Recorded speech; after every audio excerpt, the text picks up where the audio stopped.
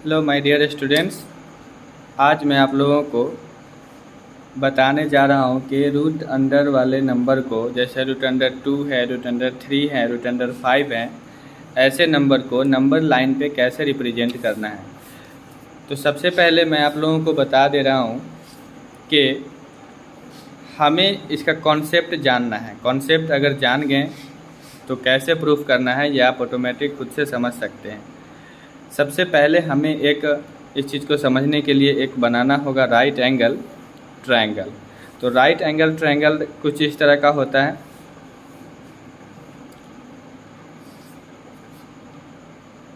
जैसा कि आप देख रहे हैं, इस तरह का राइट एंगल ट्रायंगल होता है। यहाँ पर 90 डिग्री होता है और ये ए, इसको बी कह लेते हैं और इसको हम सी कह लेते हैं। तो हम जानते हैं कि अगर ये 1 और ये 1 हो, यानी कि बेस और परपेंडिकुलर दोनों 1 और 1 हो, तो पाइथागोरस थ्योरम के हिसाब से AC स्क्वायर बराबर होता है AB square plus BC square. तो यहाँ पे हमें AC चाहिए। AC बराबर क्या हो जाएंगे, root under AB square plus BC square. और यहाँ पे AB का वैल्यू भी 1 है तो 1 का स्क्वायर, और BC का वैल्यू भी 1 है तो 1 का स्क्वायर। यानी आपका AC निकल के आएगा 1 और 1, 1 प्लस 1, तो AC निकल के आएगा आपका रूट अंडर 2।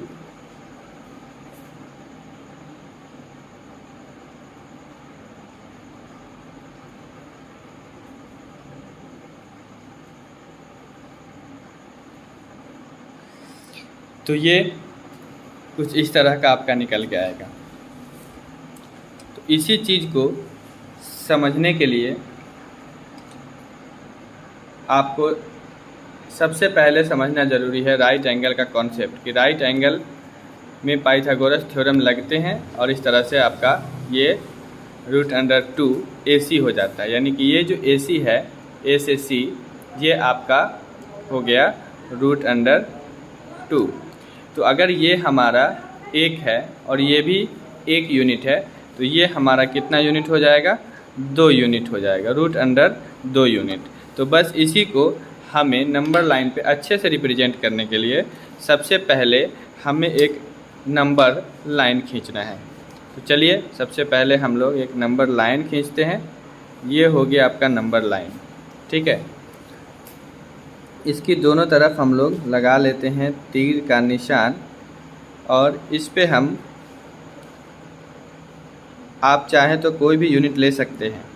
यहाँ पर हम यूनिट ले रहे हैं इंच में, तो ये हमारा, यहाँ से हम 0 ले रहे हैं, यहाँ पे हम 0 रखेंगे, और यहाँ हम 1 ले रहे हैं, और यहाँ हम 2 ले रहे हैं।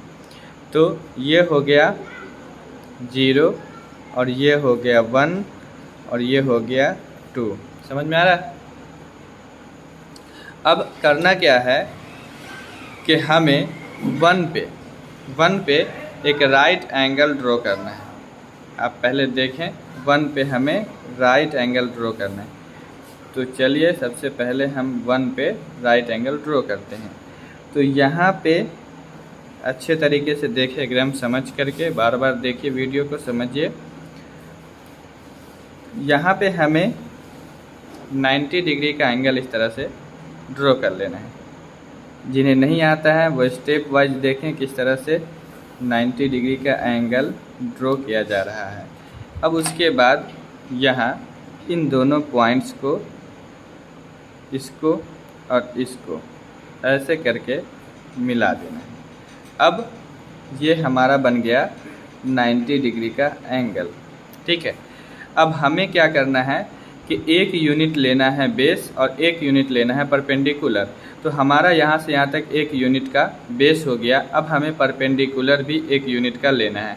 तो हम इसी यूनिट को हम नापेंगे इस तरह से हम नापेंगे। यहाँ देखिए, ये जो पॉइंट है, इस पॉइंट में आपका पेंसिल और इस पॉइंट में आपका कंपास का नोक जाना चाहिए। अब यहाँ आप नाप दें, इस तरह से यहाँ आपको कट लगाना है। और ये जो पॉइंट हुआ ये हुआ आपका यहाँ से यहाँ तक 1 यूनिट। और अब जब आप इसको मिलाते हैं, आप जब इसको इस दोनों पॉइंट को मिलाते हैं तो ये ही आपका बनता है √2। लेकिन हमारा नंबर लाइन तो ये है, ये हमारा नंबर लाइन है, तो हमें इसको नाप लेना है कि ये कितना बड़ा है, इसका साइज़ कितना है। तो यहाँ आपका कंपास का नोक और यहाँ पेंसिल की नोक आप अच्छे से एकदम बराबर कर लें। और उसके बाद हल्का इस तरह से टूटी हुई लाइन इस तरह से आपको ड्रॉ करते हुए यहाँ पे आपको ड्रॉ कर देना है, यहाँ पे आपको कट लगा देना है। यही कट हो गया √2। उम्मीद है कि आपको समझ में आई होंगी। अब मैं नेक्स्ट वीडियो में बताऊंगा √3।